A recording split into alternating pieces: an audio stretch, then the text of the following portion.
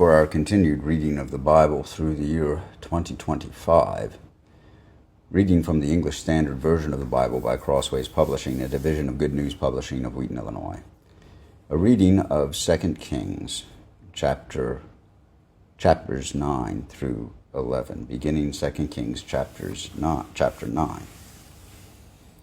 Then Elisha the prophet called one of the sons of the prophets and said to him, "Tie up your garments and take this flask of oil in your hand, and go to Ramoth Gilead. And when you arrive, look there for Jehu, the son of Jehoshaphat, son of Nimshi, and go in and have him rise from among his fellows, and lead him to an inner chamber. Then take the flask of oil and pour it on his head, and say, 'Thus says the Lord, I anoint you king over Israel.' Then open the door and flee, do not linger." So the young man, the servant of the prophet, went to Ramoth Gilead, and when he came, behold, the commanders of the army were in council, and he said, "I have a word for you, O commander." And Jehu said, "To which of us all?" And he said, "To you, O commander." So he arose and went into the house, and the young man poured the oil on his head, saying to him, "Thus says the Lord, the God of Israel, I anoint you king over the people of the Lord, over Israel. And you shall strike down the house of Ahab your master, so that I may avenge on Jezebel the blood of my servants the prophets, and the blood of all the servants of the Lord. For the whole house of Ahab shall perish, and I will cut off from Ahab every male bond or free in Israel. And I will make the house of Ahab like the house of Jeroboam the son of Nebat, and like the house of Baasha the son of Ahijah. And the dog shall eat Jezebel in the territory of Jezreel, and none shall bury her." Then he opened the door and fled. When Jehu came out to the servants of his master, they said to him, "Is all well? Why did this mad fellow come to you?" And he said to them, "You know the fellow and his talk." And they said, "That is not true. Tell us now." And he said, "Thus and so he spoke to me, saying, 'Thus says the Lord, I anoint you king over Israel.' Then in haste every man of them took his garment and put it under him on the bare steps. And they blew the trumpet and proclaimed, 'Jehu is king.'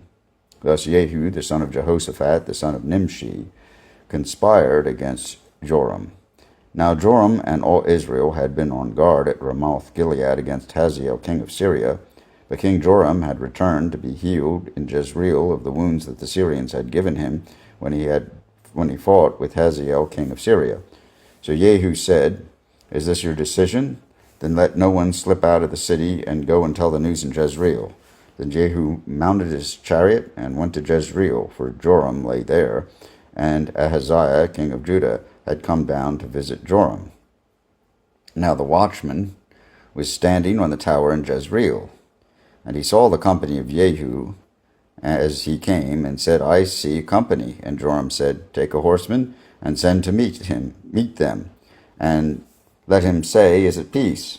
So a man on horseback went to meet him, and said, "Thus says the king, 'Is it peace?'" And Jehu said, "What do you have to do with peace? Turn around and ride behind me."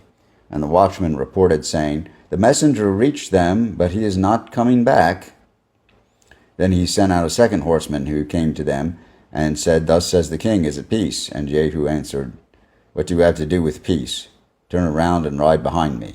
Again the watchman reported, "He reached them, but he is not coming back. And the driving is like the driving of Jehu, the son of Nimshi, for he drives furiously." Joram said, "Make ready." And they made ready his chariot. Then Joram king of Israel and Ahaziah king of Judah set out, each in his chariot, and went to meet Jehu, and met him at the property of Naboth the Jezreelite. And when Joram saw Jehu, he said, "Is it peace, Jehu?" He answered, "What peace can there be, so long as the whorings and the sorceries of your mother Jezebel are so many?" Then Joram reigned about and fled, saying to Ahaziah, "Treachery, O Ahaziah!" And Jehu drew his bow with his full strength, and shot Joram between the shoulders, so that the arrow pierced his heart, and he sank in his chariot. Jehu said to Bidkar his aide, "Take him up, and throw him on the plot of ground belonging to Naboth the Jezreelite. For remember, when you and I rode side by side behind Ahab his father, how the Lord made this pronouncement against him. As surely as I saw yesterday the blood of Naboth, and the blood of his sons, declares the Lord, I will repay you on this plot of ground. Now therefore take him up and throw him on the plot of ground in accordance with the word of the Lord. When Ahaziah, the king of Judah, saw this, he fled in the direction of Beth-Hagan, and Jehu pursued him and said, Shoot him also. And they shot him in the chariot at the ascent of Gur, which is by Ablim, and he fled to Megiddo and died there. His servants carried him in a chariot to Jerusalem and buried him in his tomb with his fathers in the city of David. In the 11th year of Joram, the son of Ahab, Ahaziah began to reign over Judah. When Jehu came to Jezreel, Jezebel heard of it, and she painted her eyes and adorned her head and looked out of the window. And as Jehu entered the gate, she said, Is it peace, you Zimri, murderer of your master? And he lifted up his face to the window and said, Who is on my side? Who? 2 or 3 eunuchs looked out at him. He said, Throw her down. So they threw her down, and some of her blood spattered on the wall and on the horses, and they trampled on her. Then he went in and ate and drank. And he said, See now to this cursed woman, and bury her, for she is a king's daughter. But when they went to bury her, they found no more of her than the skull and the feet and the palms of her hands.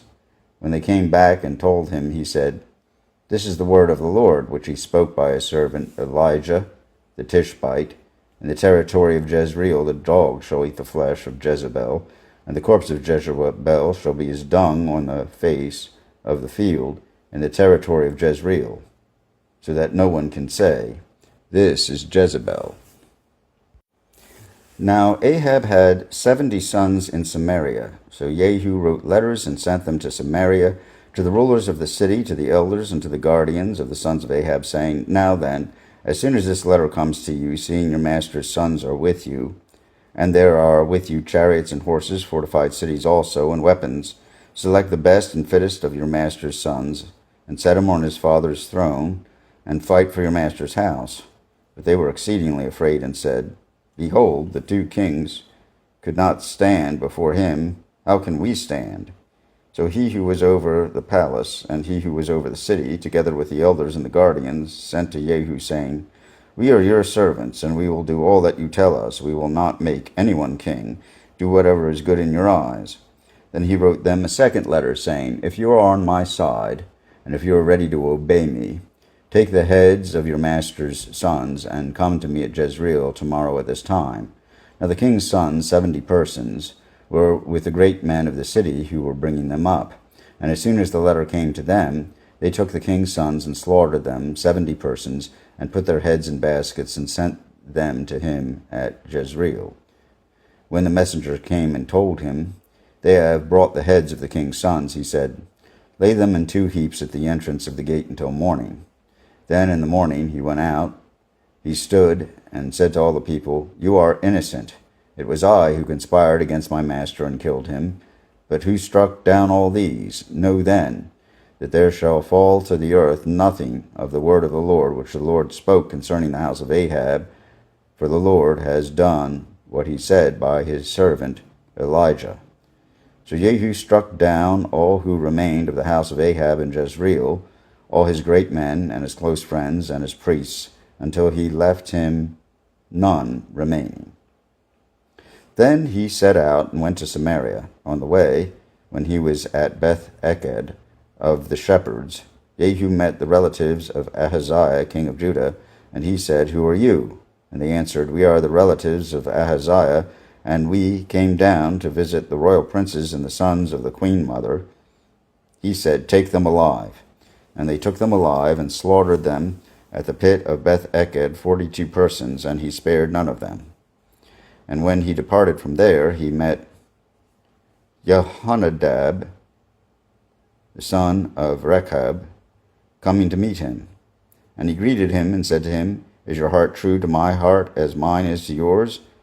And Jehonadab answered, It is.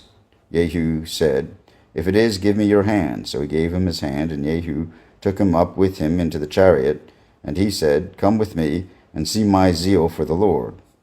So he had him ride in his chariot, And when he came to Samaria, he struck down all who remained to Ahab in Samaria, till he had wiped them out, according to the word of the Lord that he spoke to Elijah. Then Jehu assembled all the people, and said to them, Ahab served Baal a little, but Jehu will serve him much. Now therefore, come to me, all the prophets of Baal, all his worshippers and all his priests, let none be missing, for I have a great sacrifice to offer to Baal. Whoever is missing shall not live. But Jehu did it with cunning, in order to destroy the worshippers of Baal. And Jehu ordered, Sanctify a solemn assembly for Baal. So they proclaimed it. And Jehu sent throughout all Israel, and all the worshippers of Baal came, so that there was not a man left who did not come. And they entered the house of Baal, and the house of Baal was filled from one end to the other. He said to him who was in charge of the wardrobe, Bring out the vestments for all the worshippers of Baal. So he brought out the vestments for them. Then Jehu went into the house of Baal with Jehonadab, the son of Rechab, and he said to the worshippers of Baal, Search and see that there is no servant of the Lord here among you, but only the worshippers of Baal. Then they went in to offer sacrifices and burnt offerings. Now Jehu had stationed 80 men outside, and said, The man who allows any of those whom I give into your hands to escape shall forfeit his life. So as soon as he had made an end of offering the burnt offering, Jehu said to the guard and to the officers, Go in and strike them down, let not a man escape. So when they put them to the sword, the guard and the officers cast them out, and went into the inner room of the house of Baal, and they brought out the pillar that was in the house of Baal, and burned it. And they demolished the pillar of Baal, and demolished the house of Baal, and made it a latrine to this day. Thus Jehu wiped out Baal from Israel. But Jehu did not turn aside from the sins of Jeroboam the son of Nebat, which he made Israel to sin, that is, the golden calves that were in Bethel and in Dan. And the Lord said to Jehu, Because you have done well in carrying out what is right in my eyes, and have done to the house of Ahab according to all that was in my heart, your sons of the 4th generation shall sit on the throne of Israel. But Jehu was not careful to walk in the law of the Lord, the God of Israel, with all his heart. He did not turn from the sins of Jeroboam, which he made Israel to sin. In those days the Lord began to cut off parts of Israel. Hazael defeated them throughout the territory of Israel, from the Jordan eastward. All the land of Gilead, the Gadites, and the Reubenites, and the Manassites, from Aurora, which is by the valley of the Arnon, that is, Gilead and Bashan. Now the rest of the acts of Jehu, and all that he did, and all his might, are they not written in the book of the Chronicles of the kings of Israel? So Jehu slept with his fathers, and they buried him in Samaria, and Jehoahaz, his son, reigned in his place. The time that Jehu reigned over Israel and Samaria was 28 years. Now when Athaliah, the mother of Ahaziah, saw that her son was dead, she arose and destroyed all the royal family.